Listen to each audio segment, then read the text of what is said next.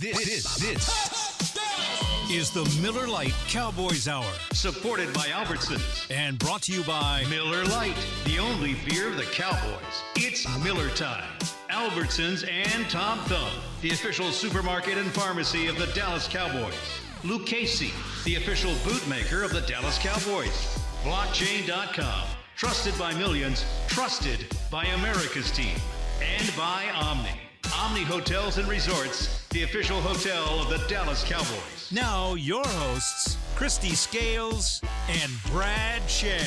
Welcome, everybody. Welcome to another season of the Cowboys Hour. Thank you very much for joining us tonight. And welcome, Christy Scales. What a fun thing to get to do this with you again. Glad to be back. It's been a while, and thanks so much. And I'm glad that we're talking tonight like this, and it's conversational. We have an awesome guest coming up because, Brad, as you know, during games, people don't like to hear from me because it's on the sideline, and in games, it's usually That's a little bad harsh. news. It's It's bad news. I'm used to being the IRS agent of the Dallas Cowboys radio network. You don't want to hear from me, but man, there was a little too much airtime yesterday, and the injury situation, the injury bug bit big time in week one. Yeah, unusual to have that bad a game compounded by so many serious injuries, and we'll get to that in just a second. I do want to tell you that this week and next week, we are coming to you without a live audience from the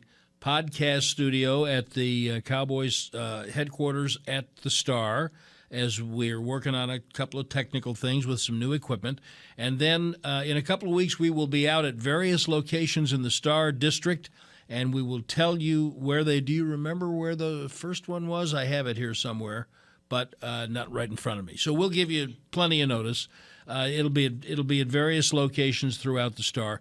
Demarcus Lawrence is going to be our guest this evening, and he's on his way. He had a meeting, and he had to attend to some stuff, and he'll be here in just a moment. It gives us a chance to get caught up on some business, one of which is the story that is breaking on the interwebs that Dak Prescott has had successful hand surgery, and he will be back in 6 or 7 weeks, probably. The problem is they've got a bye. That's right. The timing falls out right around Halloween, the game against Chicago here, but then they got a bye the next week, right? That's right, and it's actually fortuitous because you're basically buying Dak an extra week because the bye does change. It can change year to year, and usually teams like to have the bye a little bit later.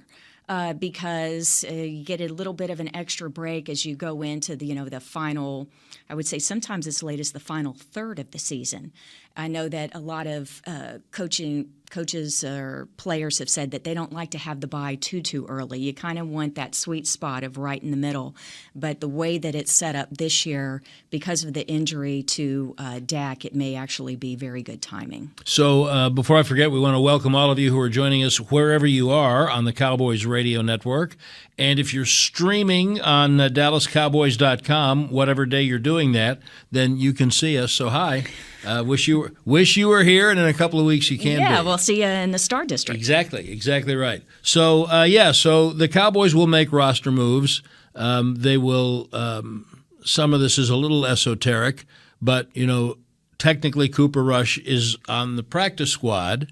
But if Dak Prescott's going to miss that many weeks, then the likelihood is they'd put him on injured reserve, which is a minimum of 4 weeks, and then you would probably sign Cooper Rush to the active roster, and that would be the corresponding roster move. And sadly, they have a couple of others that they're also dealing with, and all that Mike McCarthy would say today is that, by the way, Dak's surgery was successful. Did I say that? Yes, you said that. That's the number one thing, the number one concern of Cowboy fans right now. And so, look, it's one game. It was a horrible game, and the injuries are terrible, and this is why we watch sports, for stories like people getting their chance, and that's what Cooper Rush is going to get right now. Now, the other injuries are also impactful, and they involve – the only thing Mike McCarthy would say at his press conference today was that Connor McGovern, the left guard, would not be available this week against Cincinnati, and Jaron Kearse, who's the big Swiss Army knife of the defense, would not be available against Cincinnati. Now, all I know is Connor McGovern was in a walking boot in the locker room last night, and Kearse left on crutches. That's right. So I think they might miss more than just one game. Exactly. And McGovern, only 7 plays. That injury happened at the 11:22 mark in the first quarter, the opening series, and so he was replaced by Matt Farniak, who is backup guard, backup center. The coordinator spoke today following Mike McCarthy, and so one of the questions for offensive coordinator Kellen Moore was, how did Farniak do?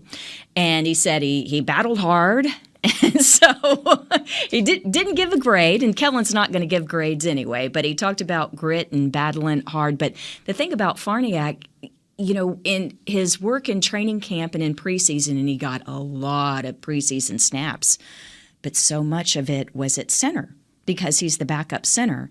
So to not only get thrown out there for extended playing time, but to be thrown out there at a position that you didn't get that much work at, and oh, by the way, it's Vita Vea and Akeem Hicks across in one of the best defenses in the league, a really stout defensive line. Good luck to you, young man. Yeah, you put Hicks and Vita Vea together, and I'm not joking, that's 700 pounds of defensive tackle in the middle of the line there. So, but looks like we'll be seeing a lot more of Farniak moving forward. But then it was interesting, Brad, because you mentioned Jaron Kearse, and that was actually a knee injury. And he's a Swiss Army knife, as you say. Such a unique, with his size and physicality, being able to drop him in the box, and yet he's good in coverage. You can match him up with tight ends. You can match him up, not with the small. And here we go. We're talking about defense and matchups, and here is the one person that offensive tackles they don't want to see lined up across from him on Sunday, because he is not only a great defensive end, great pass rusher, great run defender, but one of the best leaders that Brad and I can think of in recent memory for not just the Cowboys defense, but for the This is whole called team. Christy is vamping while he settles That's into right. his chair. While which Demarcus gets successfully happened now. And please welcome number 90, Cowboys defensive end, Demarcus Lawrence. Yeah, Welcome. that's right, except when he's a defensive tackle and all the other things. Appreciate you coming in. No problem. Thank Yeah, you there for we go. having Get me. your mic. So we were just talking about the injuries, all of the injuries. Whew, what a night. And we were just talking about the one to Jaron Kearse. So let me ask you, first of all, he does so many things, and Dan Quinn said at his session with reporters today he's not sure he's ever asked a safety to do as many things as J.K. has done for you guys in the last year, because he can do them. Right. And it allows Quinn to come up with new schemes and things. So how do you assess the just the football impact, first of all, of losing him for however long he's going to be out? Yeah, I feel like the guys know it's going to be tough. It's hard to see a good caliber player like, Jaron Kearse go down, but we're going to have to prosper through it and, fight through it. But it also gives us an opportunity, to see how good we can be without him.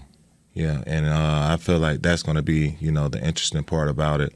Without, Dak also, or, some of the guys on the offensive line, I feel like it gives the young guys the opportunity to go out there and play, find themselves in the system, and for all of us to, learn how to put the team on our back and, grind it out and get some wins. Well, you opened the door, so we have to when you lose the quarterback, it's a unique position, and when you lose him for a period of time in the first game, it's kind of like being slapped, isn't it? A little bit. Oh, yeah. And so what? So talk to us a little bit about what's the collective mindset when you know that he's not going to be there for a while. Yeah, got to rally the troops. I feel like all the guys in the locker room feel like we prepared well throughout this whole training camp. And, even though, we lost last night and lost a couple of few key guys. I mean, it's all about, persevering and, being resilient through those times and understanding what we got to do because it's a long season. Those guys going to be back, hopefully sooner than later, but if, we handle our job and do things the right way, we can put ourselves in a good position when they come back. So sadly, you have a little too much personal knowledge about this because it was week 2. What was it, Wednesday? Oh, yeah. When you broke your foot last year, and then you were out for a long time. And I wonder what you learned that in that period, both from the standpoint of the guy who's out, that you can commiserate with on the defensive side, Kearse, but also with Dak and McGovern. And then as a leader, which you clearly are, what can you take from your situation last year to bring to helping everybody get over that hump? Yeah, just recapping on the situation last year, I feel like defense, got tremendously better without me last year after that week 1 loss. So I feel like, it's going to be the same thing. It helps me, grow into my leadership role, being able to, help rally the troops and make sure everybody is ready, to go out there and do their job. And it's really all about just taking it one day and one game at a time. Staying with your preparation and not getting outside of the game, and just staying focused on it. So I feel like we're going to be okay. I want to stay with that leadership thing for a minute before we have to take our first break. I've said this to you before, so this is not new. I have certainly since Sean Lee left, to me, there's no question you're the leader of the defense. Now, the kid who came in and joined last year, he may get talked about a little more because he's pretty good. Oh, yeah. Number 11. But to me, and I thought what J.K. did for you guys last year as a leader, especially with you not available, I thought it was remarkable. And it was, I think it changed his career. Oh, yeah. But to me, this is still your room, the defensive room. And you kind of look at it that way too, don't you? Oh, most definitely. Most definitely. I had some great leaders coming up, and I just want to make sure, I'm passing the torch on being able to not just, help my guys be football players, but also be men, and being able to stand up and, stand by what you say and what you do. And that's really all about, this game of football is really just a brotherhood and being able to, help the guys rise to the occasion and, break out of their shells and their fears and being able to play loose and have fun like big kids, but also understand they're still men. So. Okay. Demarcus Lawrence is our guest. We're delighted to start off the season. Couldn't have asked for a better guest to start off the season than number 90. And we're going to take a break, and then Christy will grill you within an inch of your young life.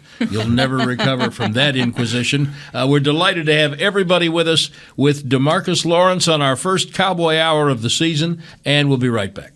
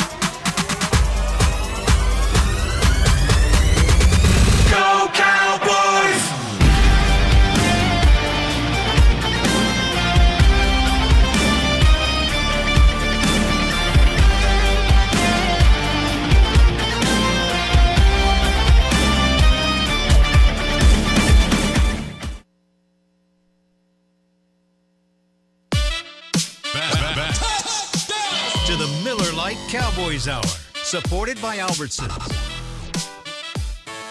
When it comes time to shop for tailgate favorites. That's your handwriting. That's my Can you handwriting. not even read your own I cannot handwriting? read my own handwriting. But when it comes time to shop for tailgate favorites, go to Albertsons and Tom Thumb. Get 10% off your groceries every Dallas Cowboys game day when you wear your Cowboys jersey. Albertsons and Tom Thumb, the official supermarket and pharmacy of the Dallas Cowboys. Now, here's a question. If you wear a number 90 Demarcus Lawrence jersey Yep. to Albertsons Yep. and Tom Thumb On game day, yeah. shouldn't you get 90% off Well, instead of 10%? That would be a lot, but Okay. yes. Yeah. But Talk to Carol about that. yeah. We'll make that. I'm Christy Scales along with Brad Sham, and for tonight's season debut of the Cowboy Hour, we're so happy to be joined by the leader of the Cowboys defense, number 90, defensive end, Demarcus Lawrence.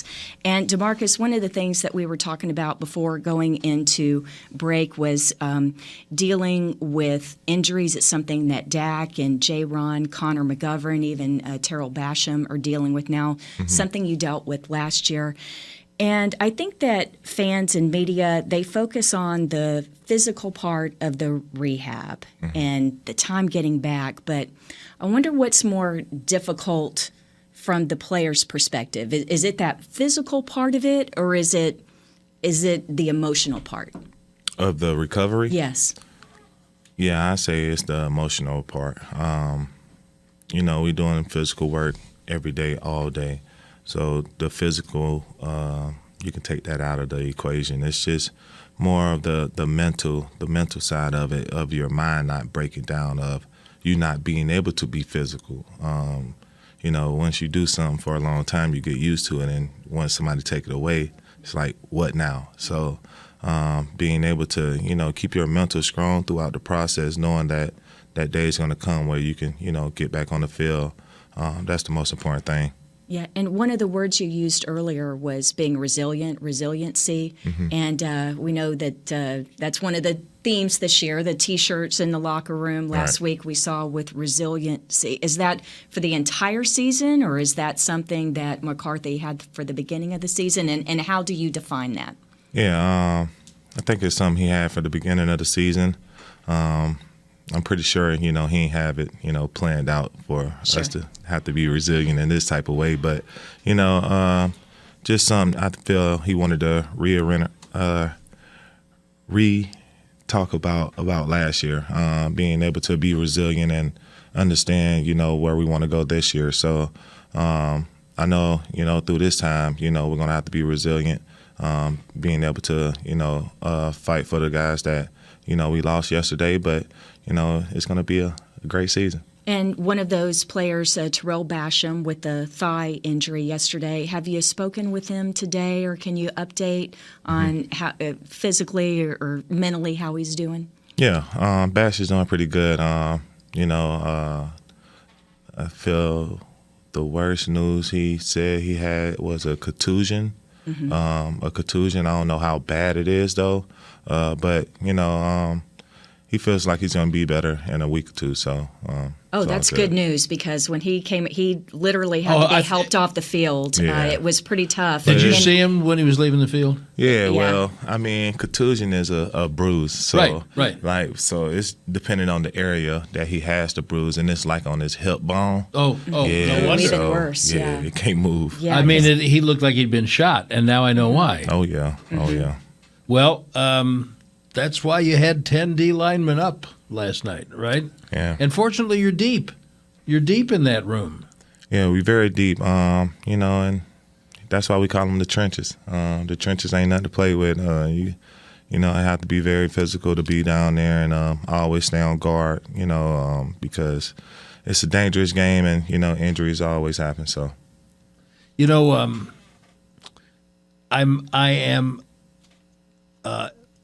awe is a little strong, because I'm in awe of what you guys do physically, the price you pay, the sacrifices you make.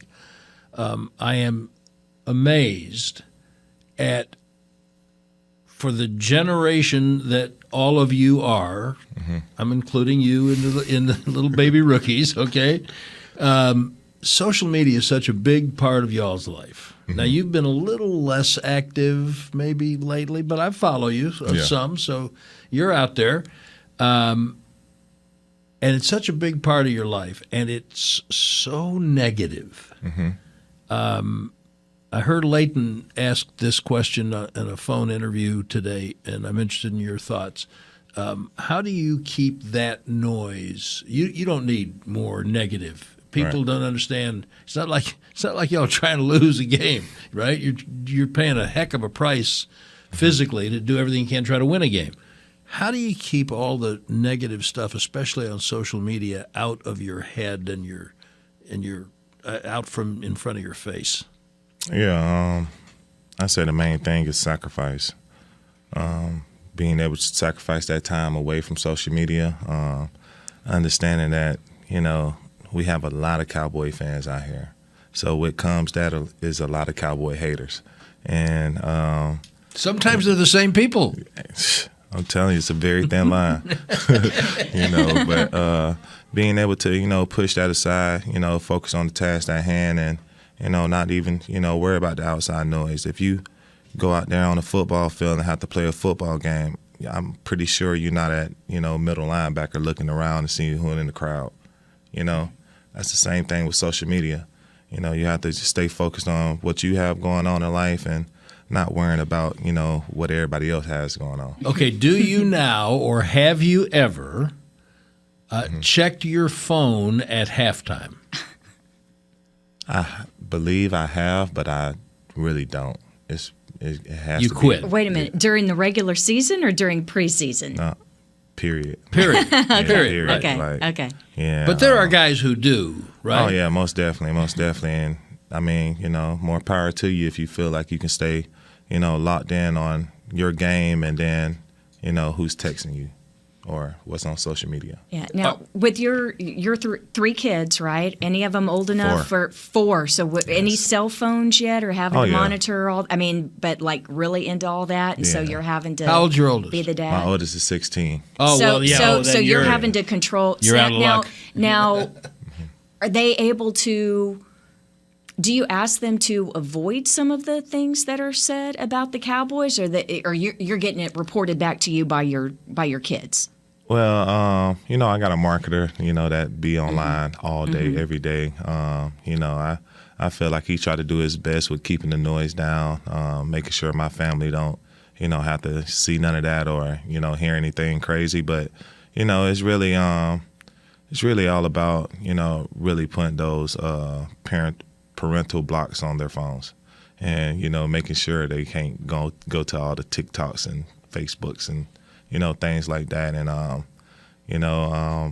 got some pretty interesting parents of my kids' friends. So, they be, letting me know all the details on what I should do and stuff. Sure. Now wait. Like online or they call you or they text you? They'll give me info about, the apps. Like, hey, like my son want to get this app. Like, is Damari on it? Or, like should we get it for him? Or what is it gonna do? Like, Facebook Messenger for kids. So like there is that's a thing. Yeah, it's a thing. Yeah, so like they can actually interact and talk with each other. But I feel like also shout out to Blockchain, Cowboys sponsor. But with how the world is going, they're gonna be able. It's giving them another way to have access to communicate. Right. And I feel like people these days, like we don't been through COVID and all this, and now we don't got into a shell where we don't really like to face-to-face communicate. So it's just giving them another way to communicate. So that's I by the way, I don't feel bad at all. My son is older than you, so I don't feel bad about not knowing about Facebook DM for kids or whatever that should. Welcome to 2022. That Brad. shouldn't even be. No, I mean, look, for someone my age. He's very technically capable. Pretty adept, he but really is. that is scary. That's something that's just not necessary. I do have one more question about the kids, especially when they were younger. Mm-hmm. Would they be able to know, based on your demeanor, after a game or like the next morning after a night game, whether the Cowboys had won or lost? From my demeanor. I guess I'm asking, taking it home with you. Yeah, no. Mm-hmm. They'll never know. I'm always going to come in the same dad every day, whether it's a good day or bad day.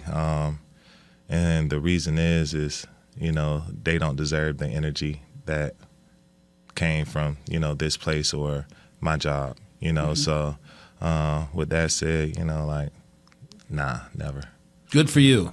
Good for you. It takes a strong man. I mean, because the first thing they're going to do when you walk through the door is dad, dad, dad, dad, dad. And it's like, you can't push your family away. Right. And when they're young, especially when they're younger, they may know that you're a football player, but they don't care if you won or lost. They just know you're back home. Absolutely. And that is, to me, that is a tremendous perspective lender. It kind of makes you remember, yes, that what I do for a living is important. That's why I put so much into it. Right. But this is my life. Indeed. And you've done a great job of holding on to that perspective. All right, we're going to talk some more with Demarcus Lawrence and talk a little bit about what's coming up for the Cowboys and how things progress as they handle the injuries and get ready for the Cincinnati Bengals. I'm Brad Sham with Christy Scales. The Cowboys Hour coming to you from the Cowboys Podcast Studio at the Star in Frisco, and we'll be right back.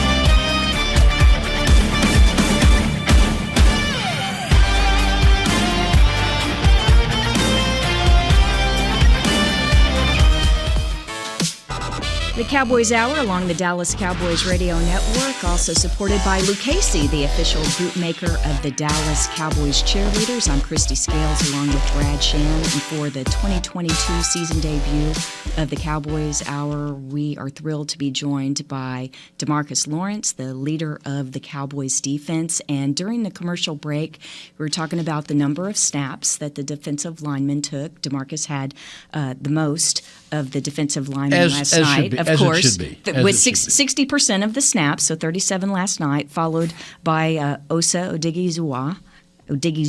And so, but we were talking, and then Dorrance Armstrong, 28. But we were talking about, you thought that Osa played particularly well last night. Can you just, even though it was only gave up one touchdown, it was a 19-3 loss to Tampa Bay, but could you speak specifically to the play of the D-line? Yeah, for Osa personally, I feel like he played well just because of his gap discipline, being able to, play a position that we call like a 2-eye, and he basically has to play double teams.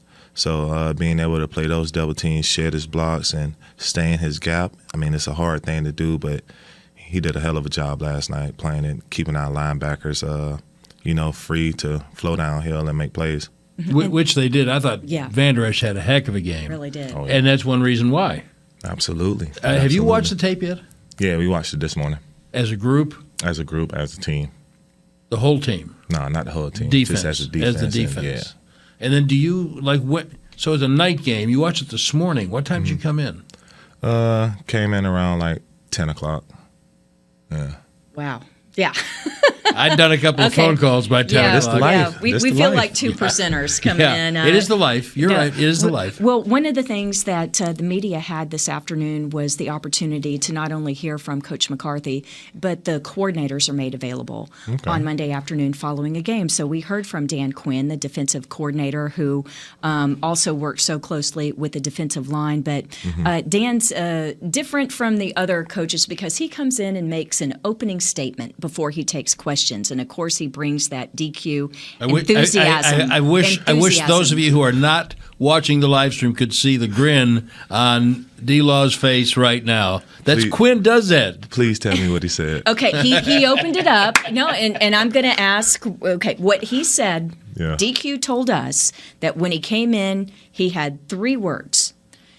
What, so what, and now what? So I would like to ask the question, for your perspective, Demarcus Lawrence, following last night's loss to Tampa, what, so what, and now what? So the what is, we lost. The so what is, so what are we going to do about it? We're going to sit here, frown, pout, or we're going to learn from it and get better. And the now what is, now we have to, put that behind us and focus on the next opponent. We can't sit here and, drown in the past. You have to be able to put it behind you and, keep moving forward. So. Yeah, the other thing that Dan said was Cincinnati is the upcoming opponent on Sunday, so the Bengals are coming into town, and they had a very disappointing loss yesterday, losing in overtime to Pittsburgh, and most folks would say that was an upset. Of course, Cincinnati was in the Super Bowl last year. So I'm going to paraphrase what Dan said. Dan said, we're going to have 2 teed-off teams coming on Sunday. I assume you would agree with that. And can you just talk about the mindset when, it is a disappointing opening to the season and you got to get things going in week 2, but it is a tough opponent. Right. It's going to be, a fight for sure, but it's just really all about getting that first win. That says a lot about a team, but also it boosts a team's confidence heading into every week, coming off a first win. So being able to get that first win, to set our mark on the season is really what it's really about. So we may have had this conversation a couple of weeks ago in part, but it has been a while, and I'm not sure it's happened since you've been here, that the defense has been considered the dominant unit. This franchise going back to almost its inception, once it got its legs under it, has been kind of star-driven, and there's always been stars at quarterback and running back and wide receiver and offensive line, and some of the defenses have been really, really good. But the offenses have always been the ones that had the star power. And I don't remember the last time coming into a season that most people, whether it was here or outside Dallas-Fort Worth, would look at the team and say, well, it's the defense that's going to have to carry them this year. Did you feel that that kind of scrutiny? And I'm presuming that you all said, yes, please, more of that. Yeah, I felt like in training camp we all, as a defense, talked about, what we want to be this year, and being able to make it to a championship and how that looks for us, and what type of goals we're going to have to set in order to be the best defense, in the league, and, being able to, help our offense get the ball more and, put up more points. So it's a good thing, but also, it comes with a lot of responsibility, with everybody looking at you as, the best on the team. So they're going to expect more from you, especially, from our season last year and the turnovers and, all those good plays. So it's just all really about complementary football at the end of the day. And being able to, get the ball back for our offense so they can score more points. Well, I asked the question because now, without the quarterback, I'm in a lot of fans' imaginations, you or somebody would get the whole defensive group together, and maybe it happened this morning, and say, okay, we can't do anything about who's playing quarterback, but we can control the game. That's on us. Has that already happened? I think we'd be forgetting that Cooper Rush won us a game last year. Oh, I haven't forgotten. Don't worry. I haven't forgotten. Cooper Rush is going to win us some more games this year. Yes, I'm saying it.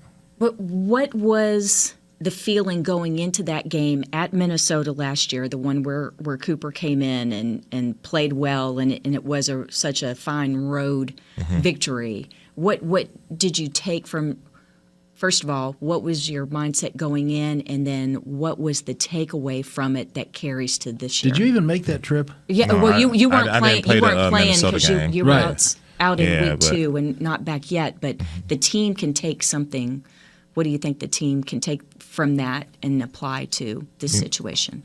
Being the next man up, and how important that is to our training and the process of football.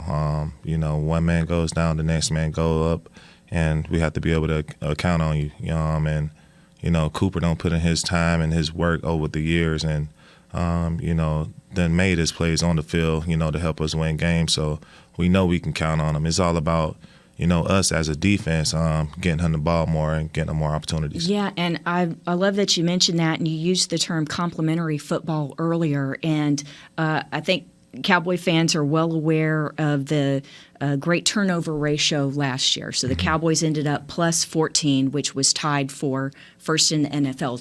Turnover differential means we're taking the ball away more than we're giving it away. So you want to be plus. You want to take it more than you give it away. And the Cowboys, a plus 14. But to me, what's more important than that is what happens after you get the takeaway.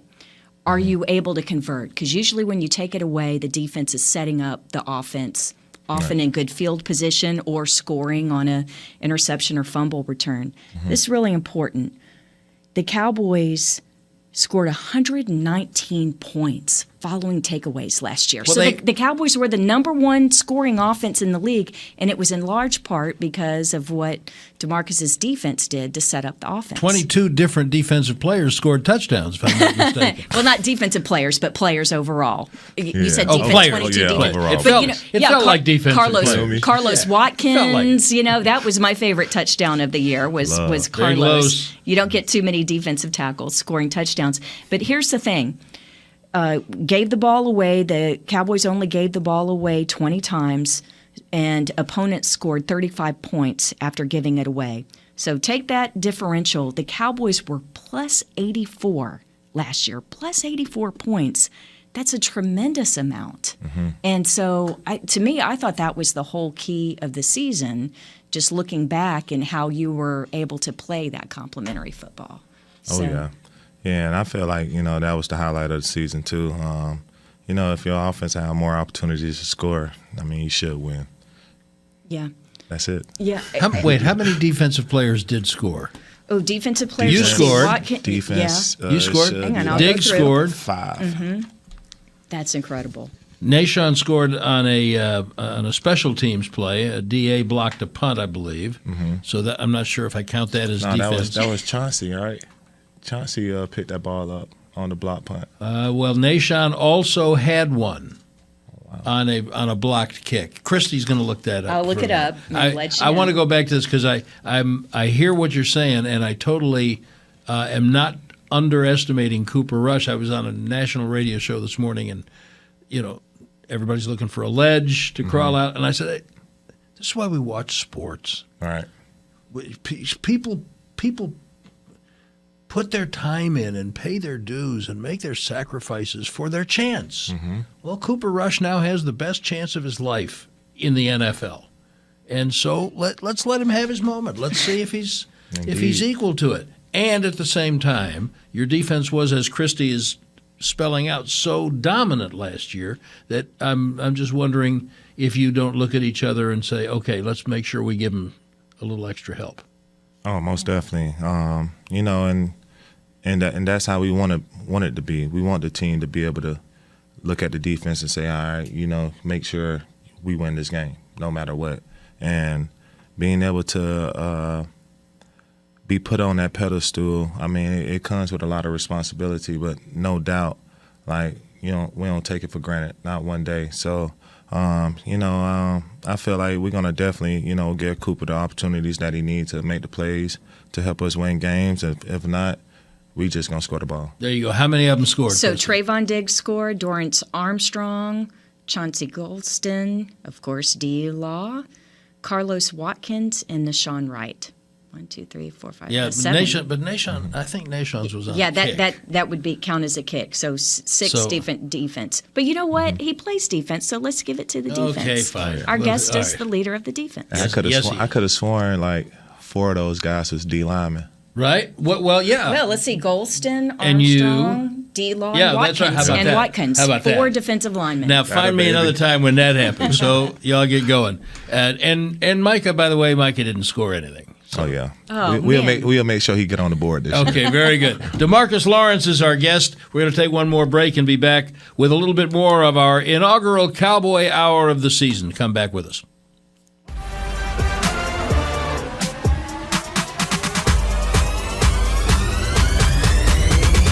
Go Cowboys!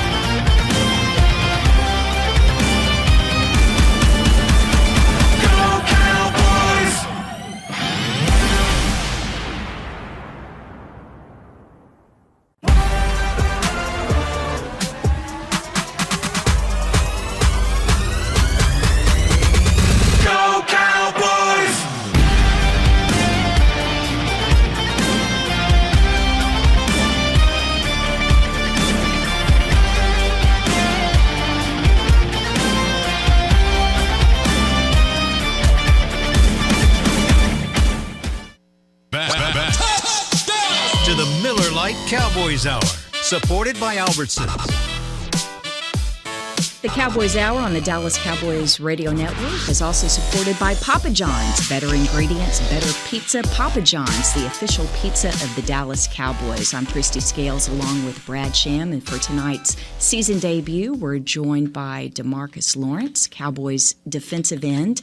And Demarcus, one of the big question marks for fans entering the season is the other side of the ball from you, but the Cowboys' offensive line. Mm-hmm. And that was after Tyron Smith suffered the hamstring injury, knowing that Tyler Smith, even though is a first-round draft pick and, high aspirations, but having to step in at left tackle at the start of this season. And by all appearances, we don't get to watch the film the same way that you guys do, but it looks like he more than held his own last night. And you went against him throughout camp, even though he played mostly guard.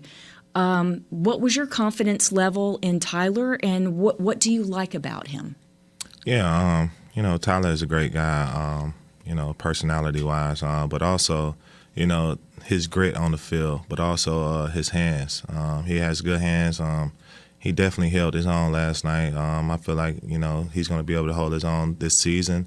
And he's just getting better with time. But I believe Tyler played tackle in college too. He did, at Tulsa. Yeah, mm-hmm. So he has experience at tackle. With that, I feel like he took that confidence into the game. Just touching back on what he did in Tulsa and roll with it, and it did him well last night. He also is getting a master class from Jason Peters. Oh, yeah. Right now. And I always say this because I am Tyron Smith's biggest fan, mm-hmm. But people just don't understand the difference in the schedule for a guy like it was you last year. Mm-hmm. You're on your own rehab schedule for a while, so you can't be in all the places you might want to be for the young players and be as hands-on. So Tyron is going to help Tyler Smith, but there are some things he's just not around to do right now. So Jason Peters, you've gone up against Jason Peters once or twice, right? Correct. And I think he's a Hall of Famer, as I think Tyron's a Hall of Famer. And I've said, Tyler has said, he's already taught me things. Yeah. I mean, like from the day he walked in. As someone who has played against Jason Peters, mm-hmm. What's it look to you like he's got left, and how just him being in the room, how will he help Tyler and also Steele? Oh, yeah. Peters, glad, like I said last week, I'm glad he's here instead of, with the green shirts. But just touching on, how powerful but also quick his feet is as a big guy. You don't see too many, 300 and he looked 350 pounds. I don't know how much he weighed, but, you don't see no guys that big with, good feet like him. Being able to go against him, I go against him and Tyron, as a rookie and, second, third year, it really gave me what I needed to be a part of the NFL. To have real men, grab you and you can't do nothing. You thought you were bad. Yeah, you feel me? Yeah, and it's really going to make you, hit the gym and tighten up your craft, because no man should touch another man like that. So Tyron always says that he thinks the reason that he became as good an offensive tackle as he did was because of DeMarcus Ware. He said what he learned from D. Ware, he thought he knew how to play tackle until he had to go up against D. Ware. Mm-hmm. When you got here, did you think you knew how to rush a tackle until you went up against Tyron Smith? Yeah, I did. And I ended up in a boot. So you did, yeah, right away. But when I came back, I was as mean and fierce as ever. And I feel like that's how our guys is going to come back also. Going through these injuries. I know it hurts right now. So boys, if you're listening, listen. I know it hurts right now, but soak it all up, take all that energy, all the doubt, all the hate, and come back with a vengeance. Now, when Peters came in, I've seen this before, I'll really date myself, but I did it, so I don't mind. 78. And the Cowboys were the defending Super Bowl champions. Their tight end, the great Billy Joe Dupree, one of my all-time favorite players, got hurt. Jackie Smith, now in the Hall of Fame, had retired from the then St. Louis Cardinals, Hall of Fame player, but he went up against Charlie Waters and Cliff Harris twice a year for 10 years. And there was a hatred. And, Peters was an Eagle, and he was all Eagle when he was over there, being a native Texan especially. And I know when Jackie Smith walked into the Cowboys locker room that they looked at each other like, are we sure this is a good idea? Is this really going to work? Was there? And of course it did. And they he wound up being a great teammate, and they were great teammates to him. Was there any of that with Peters when Peters came in and y'all who have been going up against him for a while looked at him and said, you're in the wrong place? No, I don't feel that. I feel like, it was more of a welcome.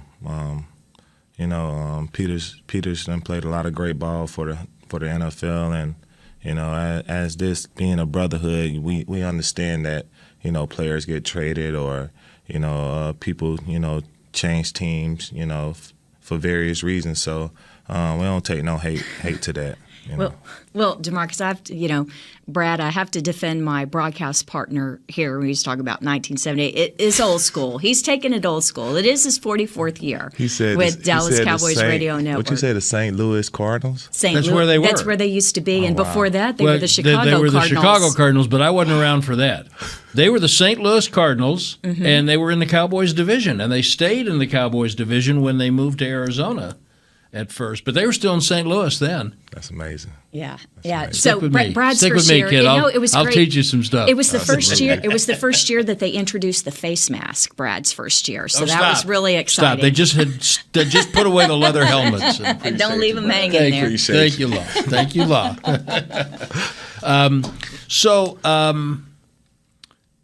You look like you've got one. Well, no, I was just looking forward to the upcoming game.